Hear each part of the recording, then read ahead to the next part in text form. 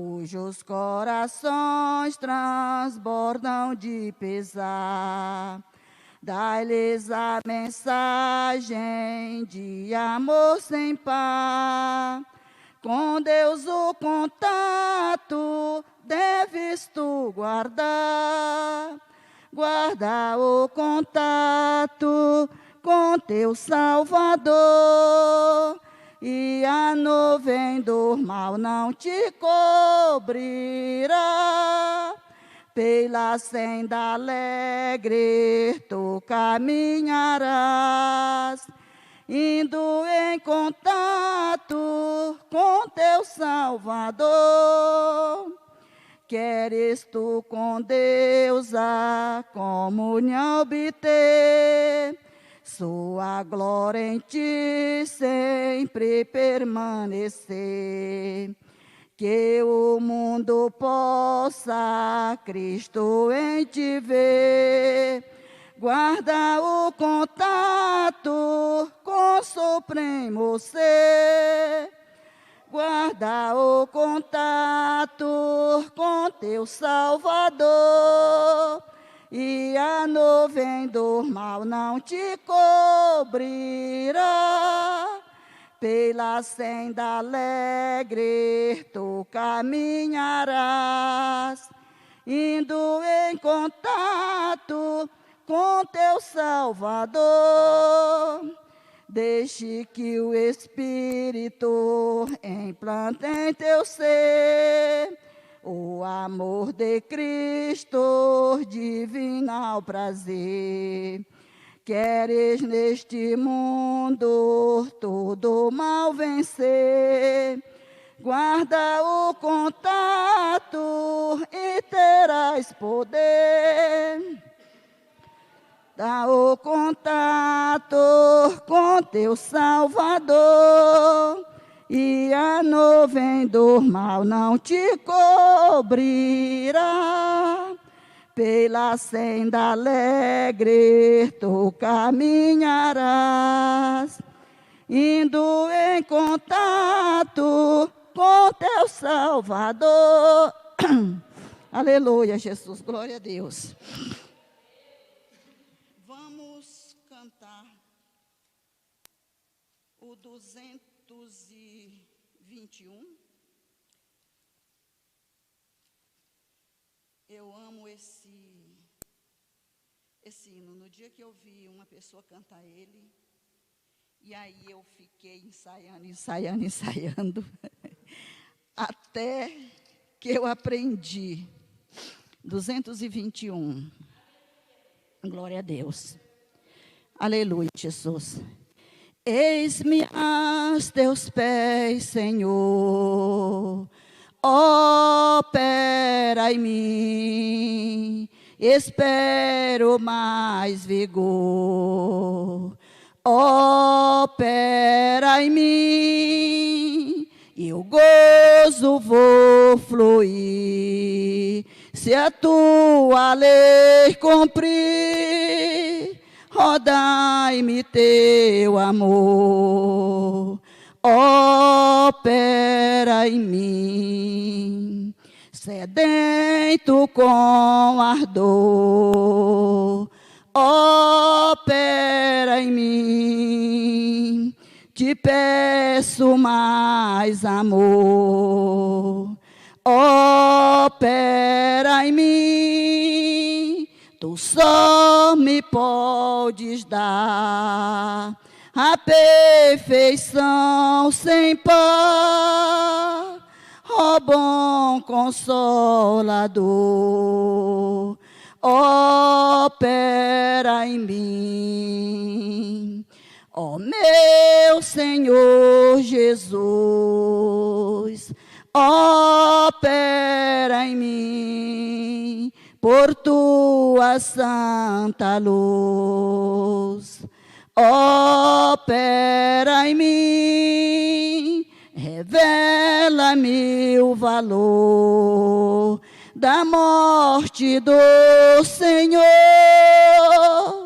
por mim na dura cruz.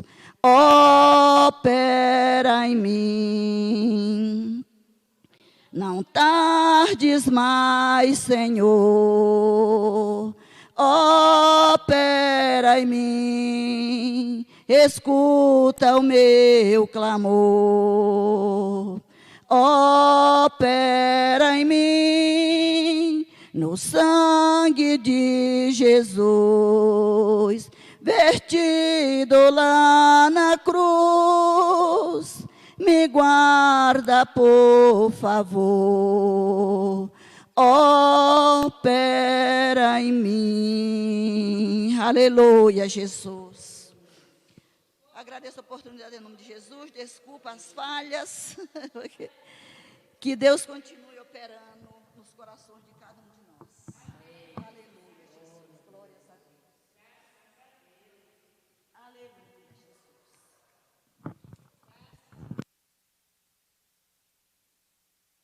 Glória a Deus, glória a Jesus. Glórias a Deus.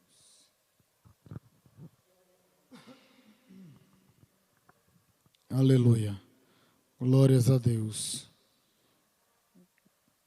Aleluia. Abra sua Bíblia em Mateus capítulo 5, versículo de número 14. Aleluia, Mateus 5, 14. Deus seja louvado. Mateus 5, 14. Glória a Deus. Aleluia.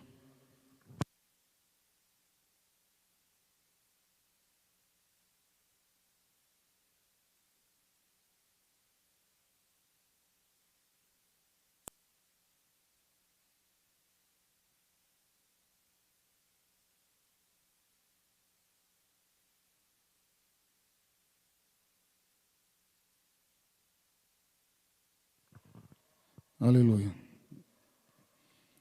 Diz assim, acharam Mateus 5, 14 até o 16? Vocês são a luz do mundo.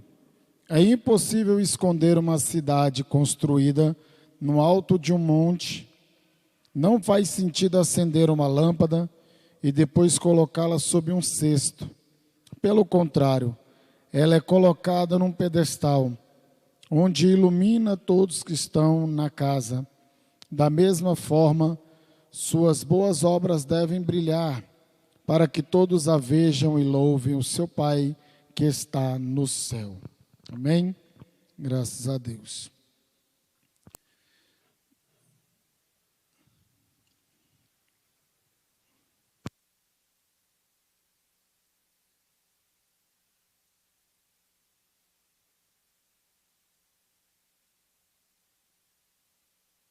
Graças a Deus.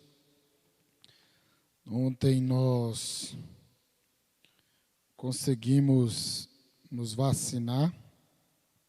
Aleluia.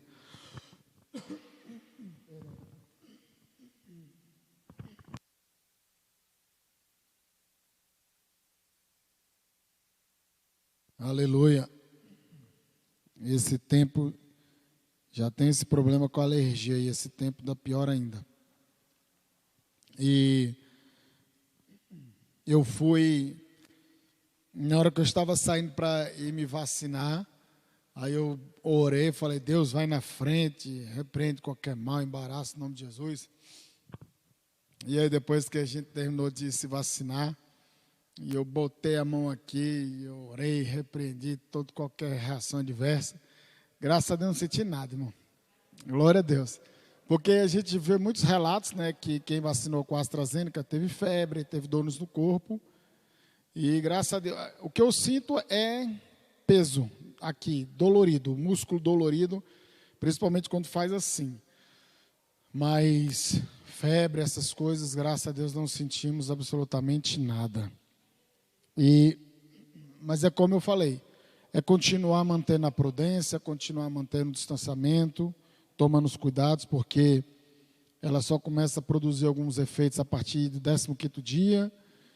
E também, na verdade, essas vacinas, elas são para evitar o estágio grave da doença. Né? a gente tem que depositar a nossa fé, a nossa esperança em Deus, mas se Deus permitiu que assim seja, né, irmãos? É bênção. Vamos lá, irmãos.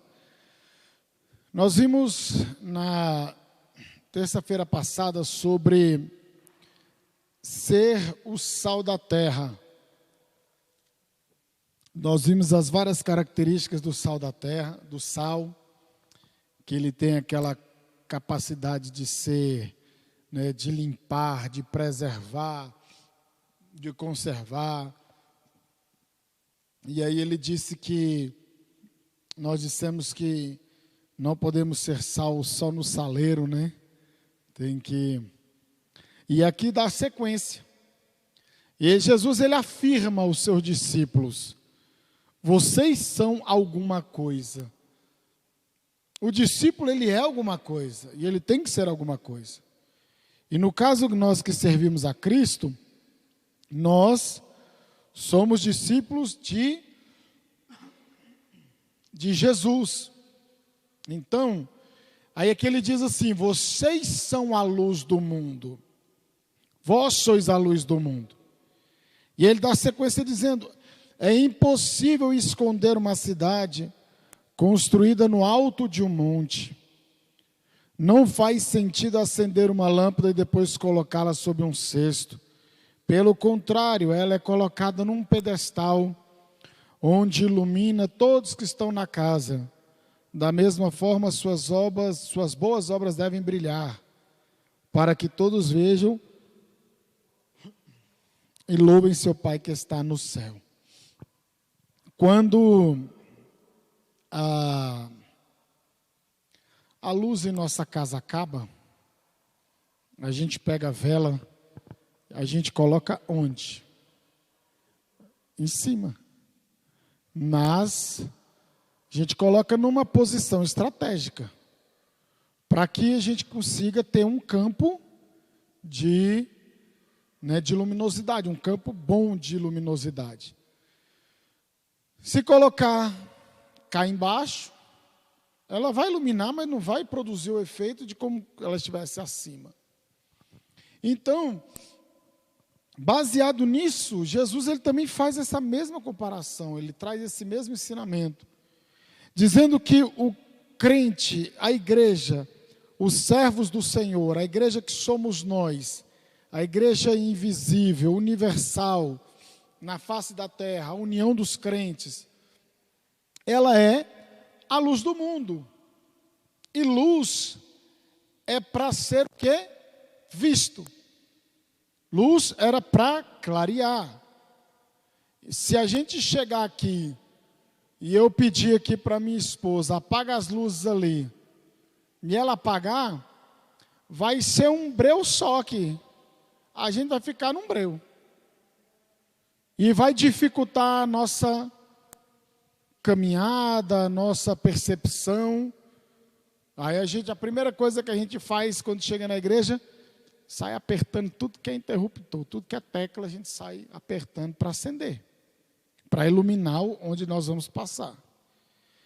E Jesus, ele diz que a igreja, ela é a luz do mundo. A igreja, ela tem um propósito.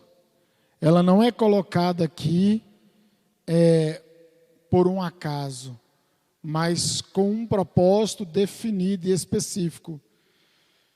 E tem um estudioso, ele diz da seguinte forma, que William Barclay diz que a luz tem 3 funções primordiais: ser vista por todos, servir de guia e servir como advertência.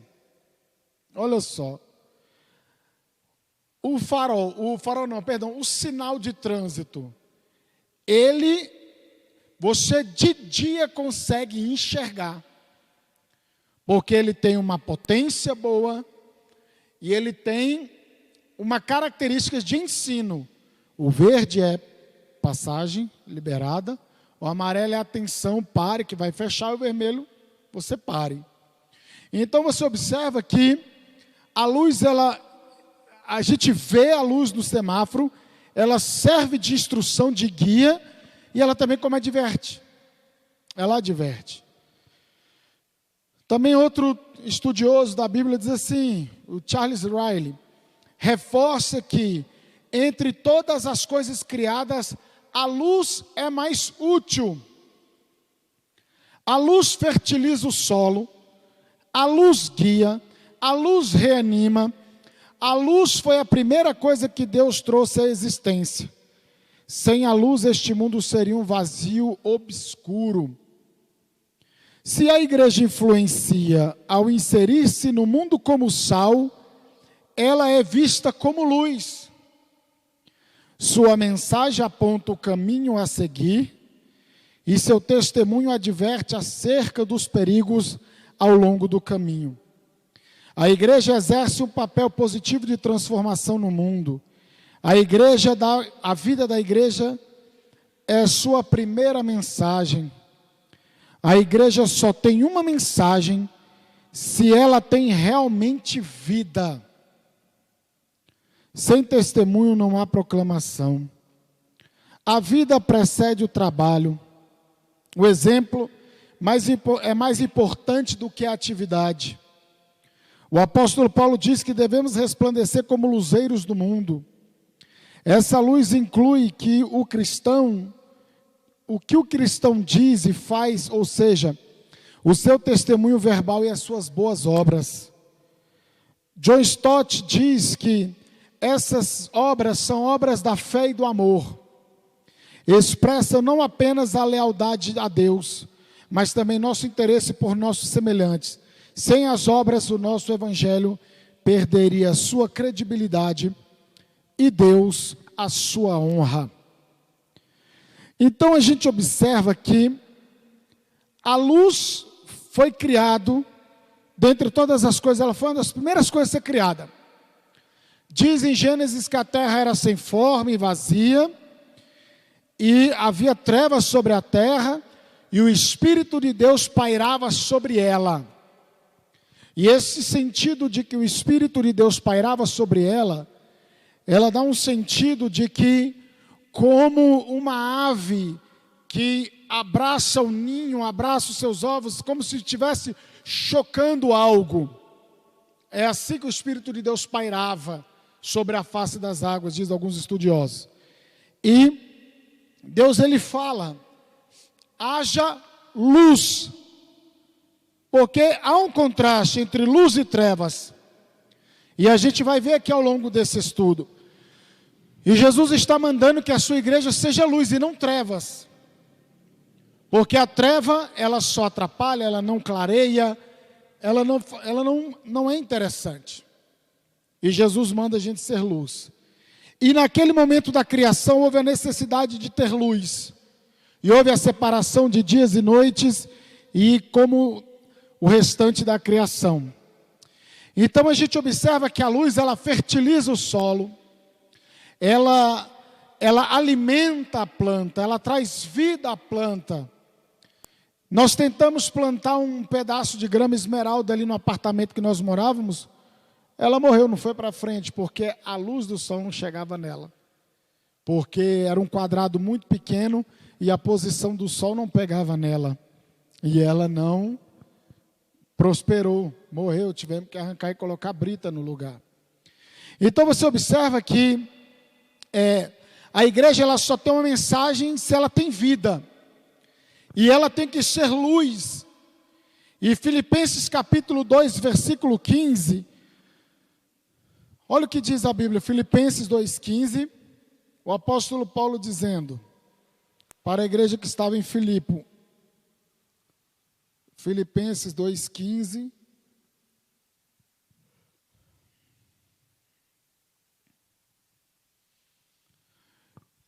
de modo que ninguém possa acusá-los, levem uma vida pura e inculpável como filhos de Deus, brilhando como luzes resplandecentes, no mundo cheio de gente corrompida e perversa. Brilhe como luzes resplandecentes, porque tem umas luzes que não resplandecem muito. É igual essa luz amarela de poste. Me dá uma agonia essa luz amarela aqui. Ela dá uma claridade, mas ela não ilumina corretamente. Eu sinto uma dificuldade muito grande andando nessas luzes. E aqui, igual aqui nós temos bastante iluminação, graças a Deus. Aí a gente consegue ver com clareza, a gente consegue ver e discernir bem, ler bem, enxergar bem. E aqui ele está dizendo para a gente não ser uma luz meia boca, uma luz mais ou menos, não só aquela fagulha, aquela coisa, não. Seja o quê? Resplandecentes. O crente ele tem que brilhar. Ele tem que brilhar. Louvado seja Deus. Então, a gente vê um episódio que Paulo fala, que Moisés, e o Êxodo também fala, que Moisés, quando ele descia do monte, ele resplandecia todo, que ele teve que colocar um véu, né? Porque aquele resplendor causava um pouco de espanto no povo. Mas hoje o crente, ele tem que resplandecer, o véu já foi tirado, e a gente tem que brilhar. O povo tem que ver a glória de Deus nas nossas vidas. A gente não pode ser um crente apagado. E é por isso que nós estamos buscando a Deus, nós estamos aprendendo a palavra, nós estamos aqui na campanha nas quintas-feiras, tem um círculo de oração. Porque a gente não pode ser um crente apagado. Hoje há muito, como diz o pastor Hernando Dias Lopes, muitas pessoas estão com luz na mente e pouco fogo, e com nenhum fogo no coração. Ou seja, há muito conhecimento, mas não há fogo no coração, não há fervor, não há uma iluminação. Então, a gente tem que ser brilhante, resplandecente. Você, quando lava uma panela, você gosta de ver o brilho, você gosta de ver aquele polimento, porque o resplendor te transmite aquela sensação de limpeza. O seu carro, quando está polido, limpado, né, você olha assim, ou quando você vai nessas concessionárias, eles dão aquele polimento, né, para enganar a gente, mas aí você vê aquele brilho, você fica, uau, que legal, nossa, o carro está limpo, o carro está asseado, o carro está bonito. E assim é o crente. Ele resplandecendo, ele deve resplandecer o brilho de Jesus, ele deve ser luz do mundo, ele deve resplandecer o Espírito Santo. Porque as pessoas estão nas trevas. E nós somos o contraste. Nós somos o contraste. E dando sequência aqui,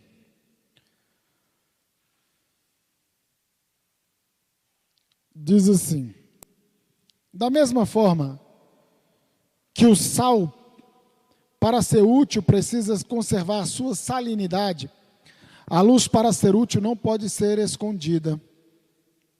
A igreja precisa ser como uma cidade edificada sobre o monte, ou como uma luz no velador. A verdade não pode ser escondida, mas proclamada. A igreja não pode se esconder, mas deve resplandecer. A luz aponta para algo ou alguém, e não para si mesma.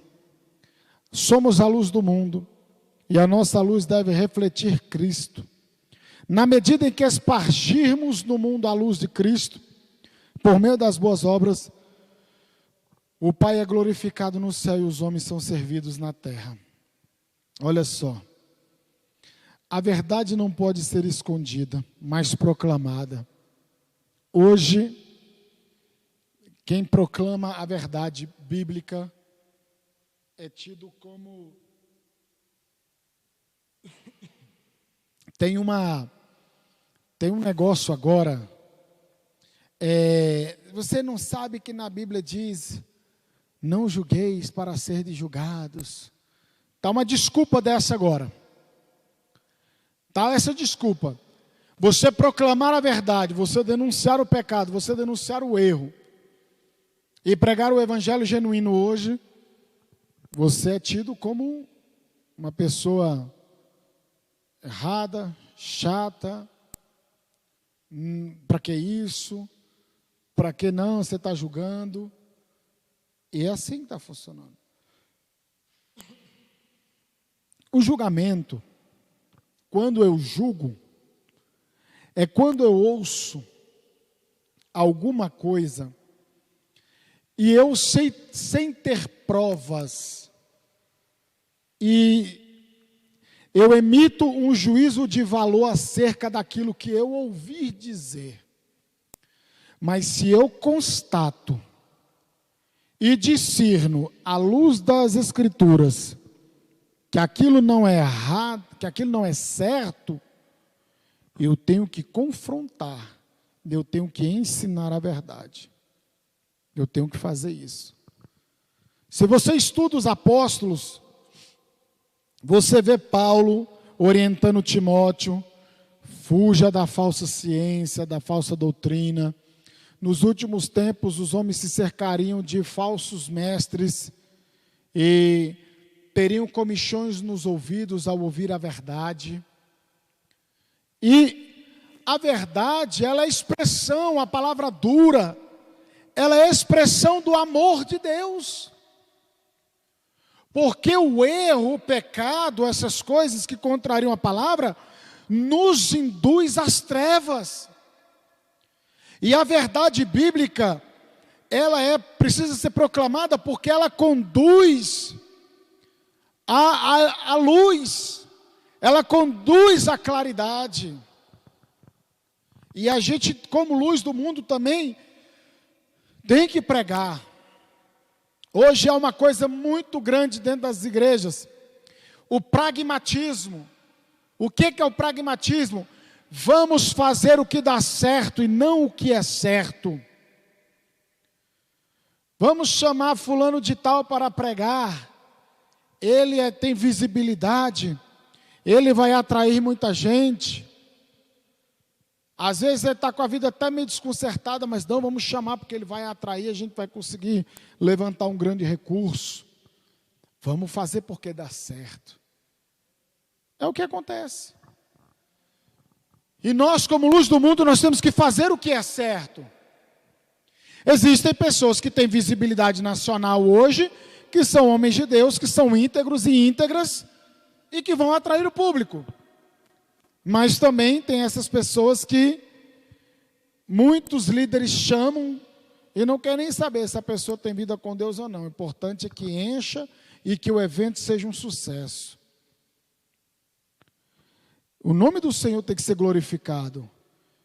E se o evento for um sucesso, é uma consequência. É algo secundário.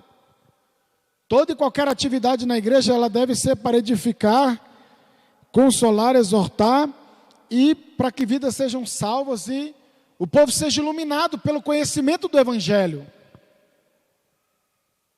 E não só um oba-oba, não só um negócio assim de entretenimento. Não é assim que funciona. Então, hoje pregar a verdade, muitas vezes as pessoas não gostam. E muitos falam, aquele pregador, aquela pregadora, está conversando lorota, está conversando besteira. E não, irmãos. Se a mensagem ela confronta e ela é confrontadora, é porque Deus não quer que a gente vá para as trevas. Porque de lá Ele já nos tirou. E olha só, o fato de a igreja ser luz do mundo implica que o mundo está em trevas. Se Ele diz, vocês são a luz do mundo, é porque tem alguém que são trevas, e está em trevas. E Ele diz que, segundo aos Coríntios, capítulo 4, versículo 3 e 4, diz o quê? Que o diabo cega o entendimento dos incrédulos. Vamos ler lá, segundo aos Coríntios 4. Olha o que a Bíblia diz.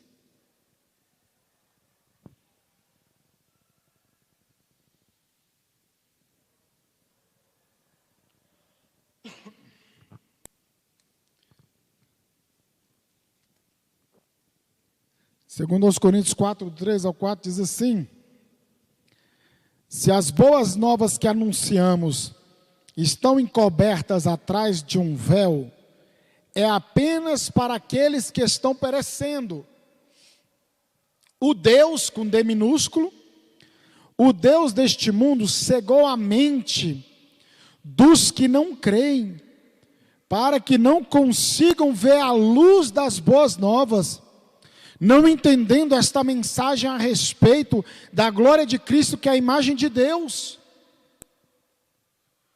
Uma certa feita nós recebemos uma pessoa, e nós fomos orar por ela, e ela estava possessa de demônio.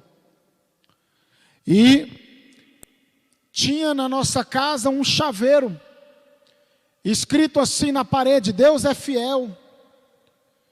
E nós oramos, expulsamos, e conversando com aquele rapaz, com aquele homem, ele virou para nós e falou: eu não conseguia ler esta palavra Deus é fiel, eu só conseguia ler uma letra só ali. Olha só, irmãos, uma palavra, um chaveiro pregado na parede, Deus é fiel. Ele chegou em casa, não conseguia ler. Depois que Jesus o libertou, ele conseguia ler os dizeres. Deus é fiel. Então você veja só o que está dizendo, que quem é o Deus deste mundo? É o diabo, é Satanás. Ele cega a mente dos que não creem, para que não consigam ver a luz das boas novas. Porque quando a luz chega, as trevas são dissipadas. As trevas são, não diz a Bíblia, que comunhão há entre a luz e as trevas? Não existe comunhão entre luz e trevas. E aqui, em Efésios capítulo 2, se eu não me engano, diz que nós estávamos com a mente entenebrecida. O que é isso? A nossa mente estava nas trevas. E nós éramos filhos do diabo, filhos da ira. Então ele vem e nos tira. O que Paulo diz em Atos 26, se eu não me engano, sobre a sua conversão? Que Deus, ele nos transporta das suas trevas, das trevas para a sua maravilhosa luz. Então, ou seja, você vê Deus tirando o ser humano das trevas. Você vê Deus, quando você vê falando sobre Deus, sobre Jesus, você vê falando sobre luz, sobre resplendor, sobre glória, sobre coisas brilhantes. Olha, irmãos, era uma coisa gloriosa dentro do tabernáculo. As paredes do tabernáculo ali no tempo de Moisés eram todas revestidas de ouro. E o candelabro com 7 pontas, né, com 7 velas, com 7 pavios.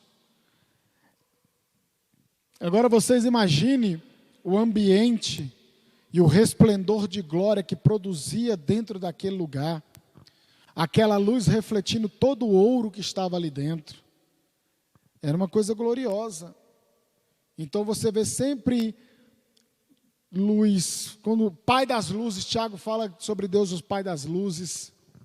Então, ele disse sobre a luz. E o reino do diabo é o reino das trevas. Colossenses 1,13. Colossenses 1,13.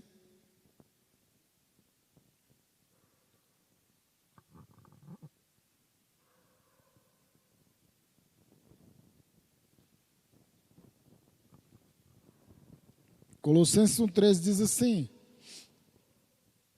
Ele nos resgatou do poder das trevas e nos trouxe para o reino de seu Filho amado. Então, o poder das trevas é o poder, tem a ver com as coisas do diabo, as coisas malignas. O reino do diabo é o reino das trevas. Ele é o príncipe das trevas. As pessoas andam em trevas. Provérbios 4, 18 ao 19.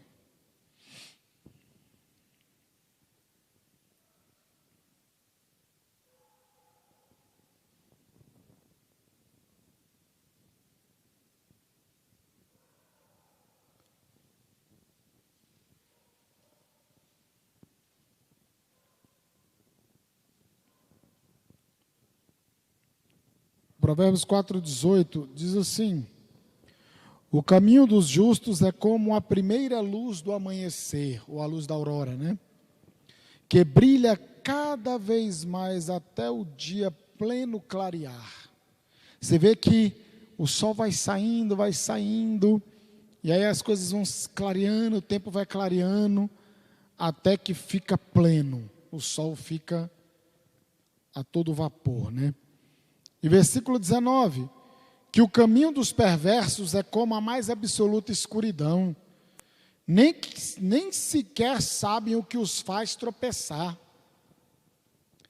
Então essa é a importância de sermos luz do mundo, porque os perversos, os ímpios que estão nas trevas, nem sequer sabem o que os faz tropeçar. Suas obras são conhecidas como obras das trevas. Os pecadores não sabem de onde vieram nem para onde vão. Eles nem sabem que tropeçam. Não apenas vivem nas trevas, mas aborrecem a luz. O papel da igreja no mundo, portanto, é vital. A metáfora da luz enseja algumas lições oportunas, como vamos ver a seguir. Em primeiro lugar, a luz é o símbolo da verdade. O mundo jaz no maligno, e o diabo é o pai da mentira. Seu reino é reino de trevas, mentiras filosóficas, morais, espirituais, mantém as pessoas prisioneiras do engano. A verdade é luz. A luz resplandece nas trevas, e as trevas não podem prevalecer contra ela. A igreja é a luz do mundo, e onde a igreja chega com sua influência, aí as trevas da ignorância, do engano e da mentira são dissipadas. Tem aqueles que amam as trevas, não querem vir para a luz para que as suas obras não sejam reveladas. A primeira coisa que faz quando uma pessoa ela peca, ela se esconde, ela se afasta da casa de Deus e ela quer se esconder da presença de Deus. Foi assim no Éden. Adão, Adão, onde tu estás? Ah, Senhor, eu tomei por aqui, porque... E aí aconteceu tudo aquilo que a gente já sabe ali no Éden, né? O homem se escondendo de Deus. O homem e a mulher se escondendo do Senhor. Mas não adianta. Os olhos do Senhor são como chamas de fogo, contempla os bons e os maus, seus olhos percorrem toda a terra. Então, não tem para onde a gente correr. E, em segundo lugar, a luz é símbolo da pureza. As trevas, escondem a sujeira do pecado. O pecado é imundo. A iniquidade se aninha sob as asas da escuridão. Adultérios, roubos, assassinatos, mentiras, maldades e promiscuidades são maquinados e praticados debaixo do manto das trevas. A escuridão é sombria, as trevas escondem a podridão repugnante do pecado. Mas onde a luz chega, ela vence as trevas, revela tudo que estava escondido pelas trevas e produz limpeza e purificação. R.C. Sproul falou o seguinte: a escuridão não é páreo para a luz. A luz é símbolo de pureza. A presença da igreja no mundo é saneadora. O que a Bíblia fala sobre a questão da sujeira? No livro de Zacarias, o sumo sacerdote Josué, não é o Josué, discípulo de Moisés, sucessor de Moisés, não. Ele está com as suas vestes, acho que é Zacarias 3, se eu não me engano. Ele está com as suas vestes sujas. E um sumo sacerdote, um homem que do mais alto grau na religião, né, nos cuidados da casa de Deus, ele com as suas vestes sujas. E diz o texto que o Satanás, o acusador, veio acusá-lo por causa da sua veste suja. A noiva, quando ela se casa com a roupa branca, um símbolo de pureza. Se ela chegar com algum sujinho, você vai ver logo de cara, porque o branco, ele suja muito fácil. Eu pintei minha casa de branco neve, não faça isso, tá, irmãos? Glória a Deus. Então, qualquer coisinha, qualquer toquezinho está sujando, porque o branco remete à pureza. E a Bíblia fala que lá em Apocalipse, que é bem-aventurados os que branqueiam as suas vestes no sangue do Cordeiro. A Bíblia fala que a gente recebe vestes de justiça. Nós somos vestidos, porque as nossas justiças, as nossas obras são como trapo de imundícia. Então, nós estávamos na sujeira do pecado. E sempre você vê o símbolo de conversão, de volta para a casa de Deus, é trocando as vestes, limpando as vestes, falando de vestes novas. Porque a luz, o claro, é símbolo de pureza. E o nosso Deus, Ele é santo. E a santificação, a igreja, ela não é que eu vou colocar uma roupa de manga comprida e tal, eu vou ser santo. Não, isso faz parte de um processo. Mas a santificação, ela ocorre primeiramente em nossos corações, em nossa alma. O Espírito de Deus, ele trabalha na nossa vida. A igreja, ela é santificada. O crente, quando ele aceita Cristo, ocorre um processo de regeneração. Ele se transforma em uma nova criatura. A regeneração, ela acontece uma única vez, é um ato só. É o novo nascimento, como Jesus disse para Nicodemos. Mas a santificação, ela existem alguns estágios da santificação, que é a santificação posicional e a santificação progressiva. O que é a santificação posicional? Agora eu era filho das trevas, do reino das trevas, e agora eu sou colocado como filho de Deus, como filho da luz. Sou servo de Deus, habito na luz. Essa é a santificação posicional. Eu fui posicionado em uma outra situação, em uma outra condição, em que Paulo diz em Efésios capítulo 2 sobre que agora nós habitamos nas regiões celestiais. A santificação progressiva é aquela que acontece diariamente na sua e na minha vida. E a santificação progressiva somos nós que temos que buscá-la. O Espírito de Deus habita em nós, nós temos a palavra, nós temos Deus, nós temos todos os recursos. Agora a santificação progressiva somos nós que temos que buscar essa santidade na presença de Deus. E aí a santidade, ela envolve a luz, a igreja como luz do mundo, símbolo da pureza. Ela tem que transmitir algo diferente, algo puro. E hoje, infelizmente, muitos querem se vestir como os mundanos aí fora, querem se vestir como os homens e as mulheres ditam a regra. Não estou dizendo que você vai andar todo mal arranjado, não. Todo mulambento. E falar, eu sou santo. Eu estou num processo de santidade. Não. Você vai andar bem ataviado, bem composto. transmitindo a santidade de Deus. Eu não tenho que seguir a moda, porque fulano ou fulana corta o cabelo desta maneira, eu vou lá e vou fazer esse corte na minha cabeça. Porque fulano ou fulana veste uma calça assim, agora eu vou vestir porque fulana veste. Então, o crente ele não é guiado pela moda. Ele não é guiado por essas coisas.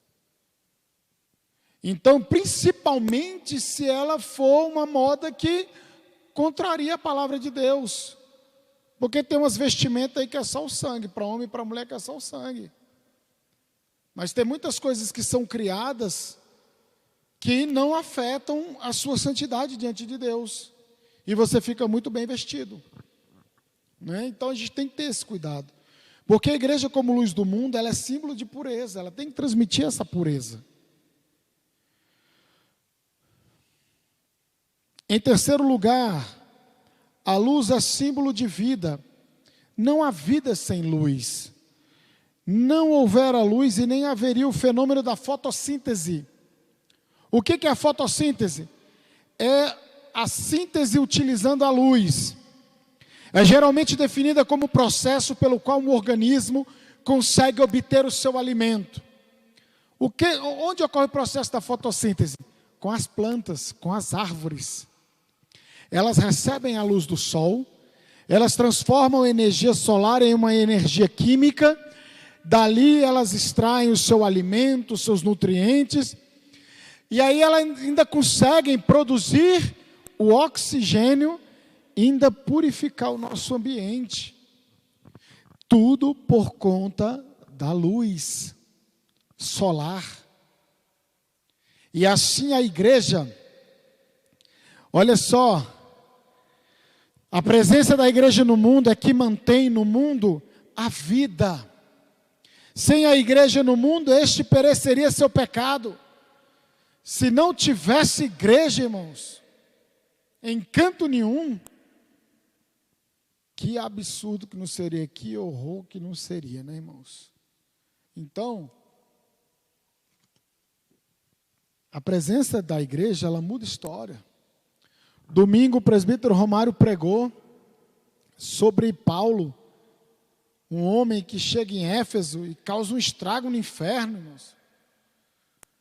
E eu estava vendo uma pregação hoje de um pastor, uma ministração, e ele falando assim que era como se os demônios estivessem falando, misericórdia, a gente só tem sossego quando Paulo está dormindo, porque quando Paulo acorda, causa um alvoroço e esse fica tudo doido. Porque não foi dito na palavra? Olha, Jesus eu sei quem é, Paulo eu sei quem é, mas quem são vocês? E o demônio deu uma coça nos filhos de Seva, se eu não me engano. Então Paulo eu conheço, Jesus eu sei quem é, mas você, não sei quem é você não. Porque o que acontece? E aí a presença, você vê em Atos dos Apóstolos capítulo 8, que quando Filipe chega em Samaria, o povo, ele recebe a luz, recebe vida. Jesus, nos evangelhos de Jesus, fala sobre uma citação do Antigo Testamento. Deixa eu achar aqui, ó. Deixa eu ver aqui, ó. Terra de Naftali e Zebulon, a terra que estava em trevas, viu uma grande luz.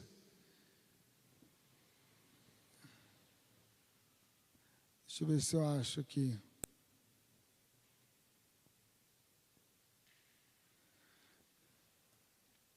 Deixa eu ver se é Mateus 4, 13 e 16.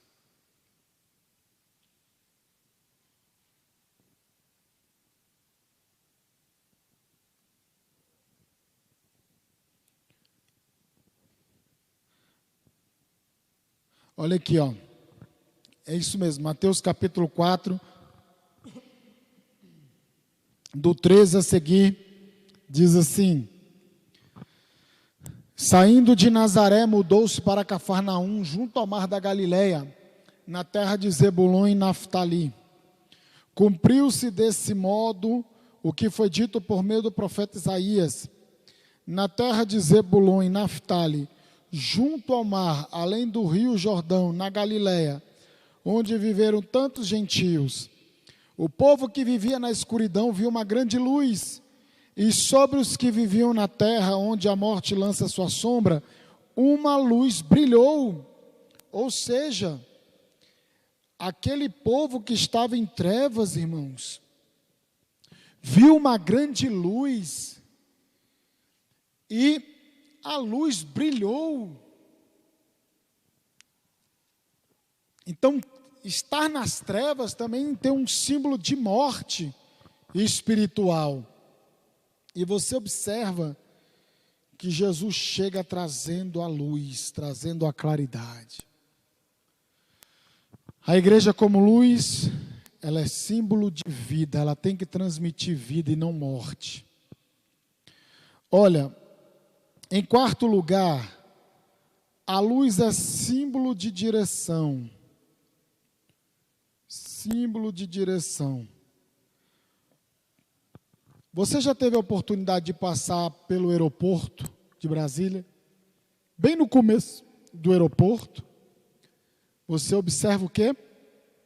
Toda a pista do aeroporto, ela tem luzes de um lado e de outro. É decorativo? Não. É símbolo de direção, de atenção. É ela que vai dizer que o piloto ele pode pousar, que a pista está aqui, bem no centro.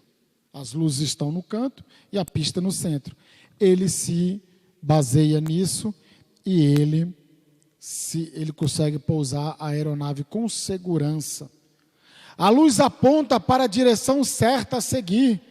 Quem anda na luz sabe para onde vai. Quem anda na luz não tropeça. Jesus é a luz do mundo, João 8,12. Eu sou a luz do mundo, quem me segue jamais andará em trevas. E Jesus, ele tem luz própria.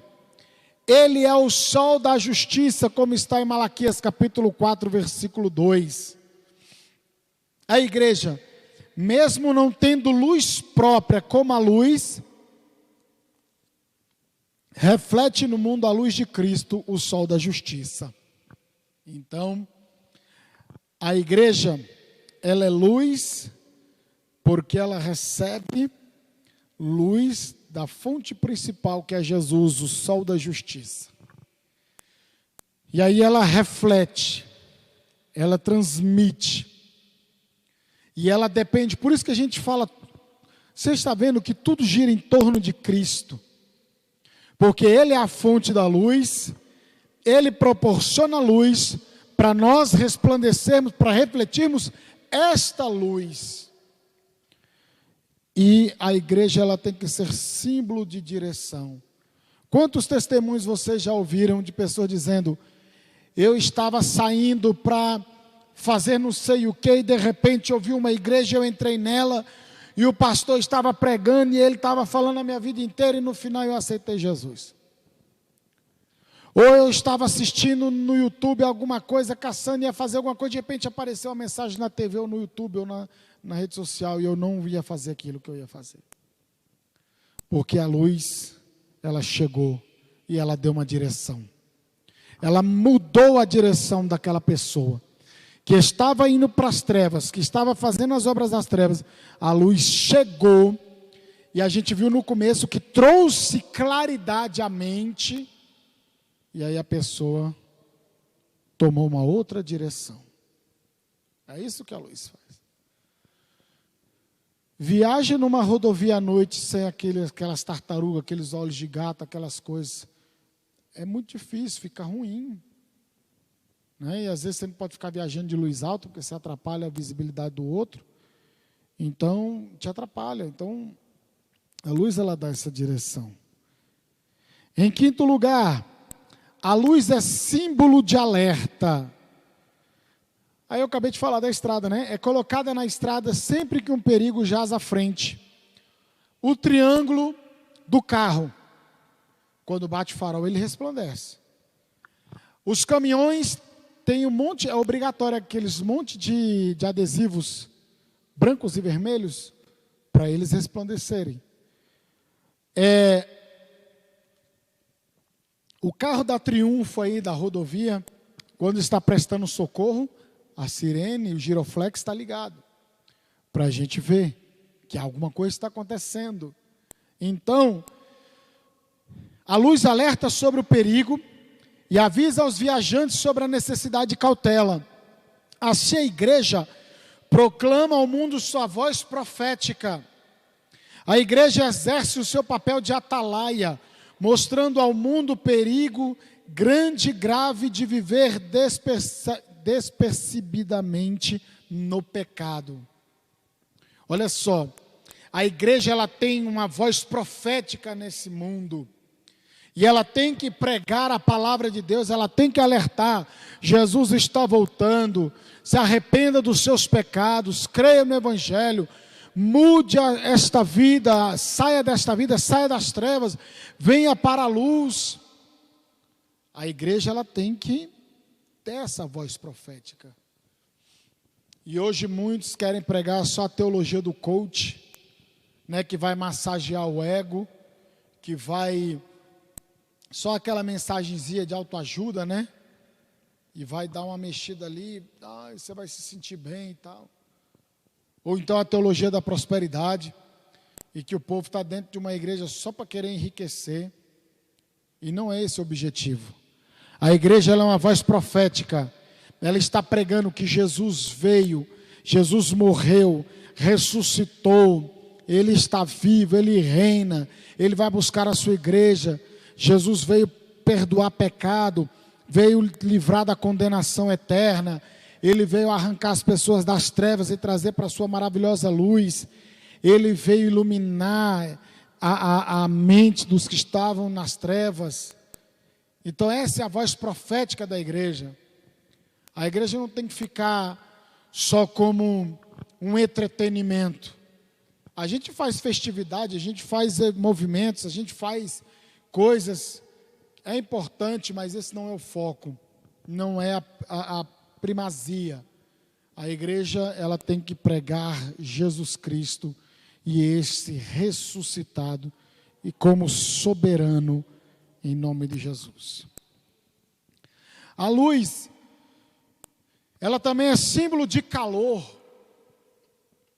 A luz é fonte de aquecimento e sem luz não suportaríamos o frio glacial das baixas temperaturas. A presença da igreja no mundo torna a vida suportável. Olha só, nós servimos a Deus, buscamos a Deus, estudamos a palavra, oramos, nós vemos aos cultos, e a gente tem um propósito, a gente tem um sentido. Aí, servir a Deus se torna suportável. E servir a Deus deste mundo torna a vida suportável.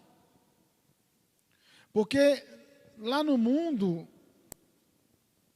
é muito triste. E quem já esteve lá sabe o que eu estou dizendo. E a luz é símbolo de calor. Você observa que no Antigo Testamento havia uma coluna de fogo e a nuvem que guiava Israel durante o deserto. A coluna de fogo à noite, ela servia para quê? Para iluminar e para aquecer. O deserto é uma coisa interessante. A mesmo ponto que ele dá temperaturas de 50 graus, ele pode baixar para 0. Olha que coisa doida. E aí Deus, com seu cuidado, olha só, Ele mandava a nuvem para produzir uma sombra, uma proteção e direção. E aí depois vinha a coluna de fogo para produzir também direção e para produzir calor para eles suportarem a caminhada, a estadia no deserto. Então a igreja ela também tem que ser símbolo de calor. E é por isso que a Bíblia fala: não deixe de congregar como de costume. Congregar também produz esse calor. Nós estamos na luz. E aí a gente junto vai, cada um sente a presença do Espírito de Deus. Quando você sente o poder de Deus, muitas vezes você não sente o fogo, né? Vem aquela quentura, aquele fogo, você sente aquela presença do Espírito Santo de Deus, você começa a suar. Então a gente tem que estar junto, congregando, buscando a Deus. E por fim, como a igreja ela é sal da terra, luz do mundo, ele diz assim: não faz sentido acender uma lâmpada e depois colocá-la sob um cesto. Pelo contrário, é colocada num pedestal onde ilumina todos que estão na casa. O farol, ele é colocado numa posição estratégica para que os navegantes tenham uma noção de que há terra à vista. Então, da mesma forma, suas boas obras devem brilhar, para que todos as vejam e louvem seu Pai que estais nos céus. Então, a igreja precisa praticar boas obras. Quando a luz da igreja brilha, os homens devem ver não a sua pujança, mas as suas boas obras. Ou seja, o que é isso? As pessoas quando passam por aqui, vê a luz, a igreja acesa, veem: nossa, a igreja é grande, a igreja ela é bonita, mas não é isso que eles têm que ver. Isso vai chamar atenção, vai, mas não é isso que eles têm que ver. O que eles têm que ver é o que aquela igreja produz, o que ela está produzindo no meio dessa sociedade. Porque, irmão, a igreja pode ser linda o que for, ela pode ser linda o que for. A pessoa fala assim: essa igreja é linda, mas vai ter sempre assim, né? Nossa, aquela igreja é linda, mas o mais é que é o complicado, né? O mais contraria toda aquela beleza, aquela coisa toda. Então, os homens, os seres humanos devem ver as suas boas obras. E aí ele usa uma palavra, essa palavra boas no grego, indica que essas obras não devem ser apenas boas, mas belas e atraentes.